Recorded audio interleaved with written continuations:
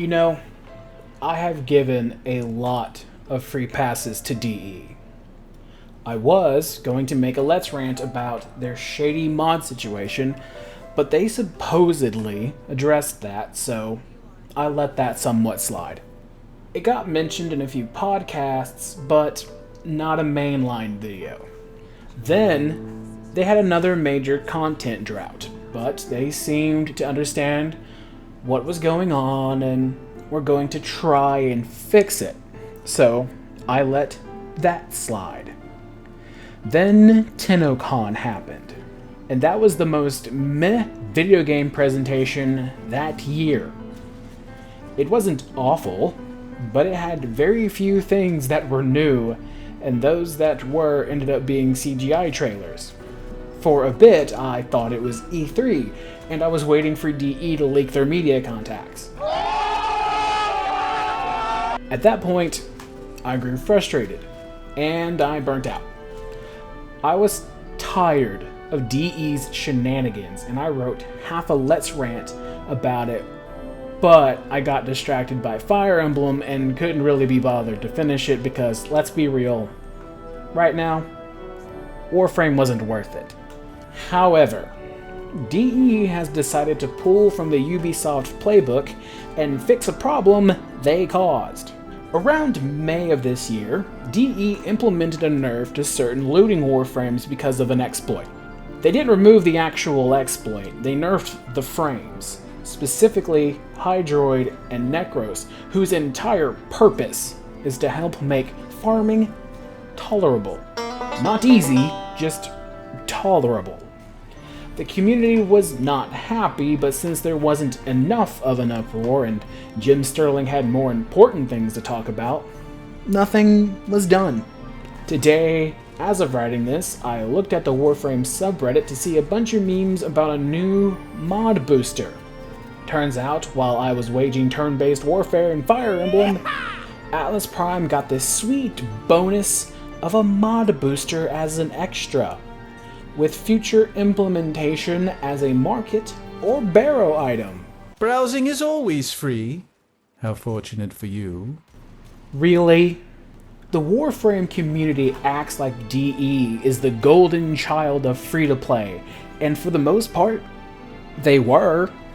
However, I take serious issue when you make a problem and fix it at a cost. This is a stunt. When Ubisoft, EA, and Activision pull it, people are outraged. When DE does it, it's divisive. It's controversial. Now, I know what some of the Warframe fan base is going to say, and I want to respond to that and just get it out of the way.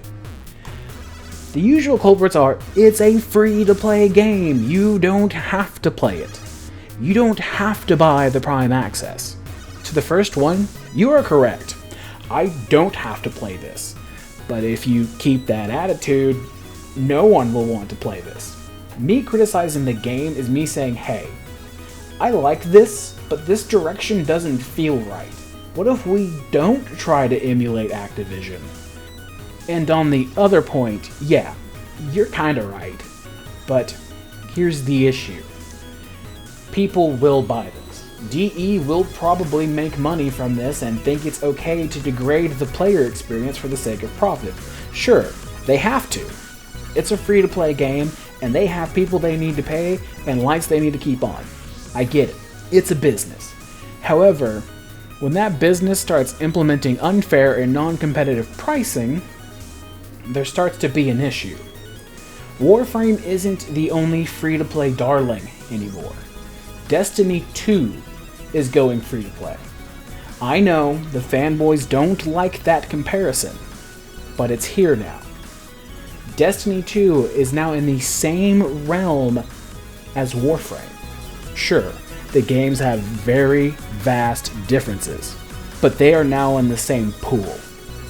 They gotta compete for people's time, and having transactions that give me Ubisoft PTSD doesn't help. If DE and its fan base are going to keep preaching how Warframe is the golden child of free-to-play, act like it. Don't sit here and keep bringing up that no-clip documentary. Sure, DE pulled an awful slot machine from their game, but what happens when the problem becomes a bit more gray? What happens when it goes from 2K levels of horrendous gambling to that insidious transaction that runs right up to the line of acceptable but stops just short of being awful?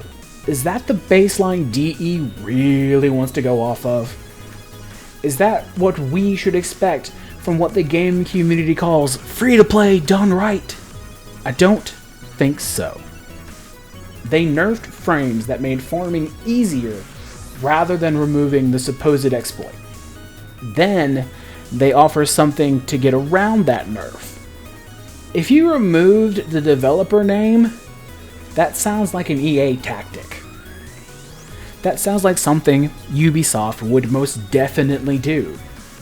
Sure, to be fair, DE isn't there yet, but I don't even want them attempting to get on that road. But I'm gonna be real. Again, I'm done with Warframe. Sure, I'll play it casually and throw some Tennogen money here and there, but I'm tired of DE. I'm tired of hearing that they listen. In truth, they only listen once the community is in an uproar or a big YouTuber has something to say. They get themselves into content droughts that burn out their creators. The people who did all of their advertising to start when they didn't have a marketing budget. I'm tired of them getting a free pass from me because I think it will get better. I did that with BioWare. Look how that turned out.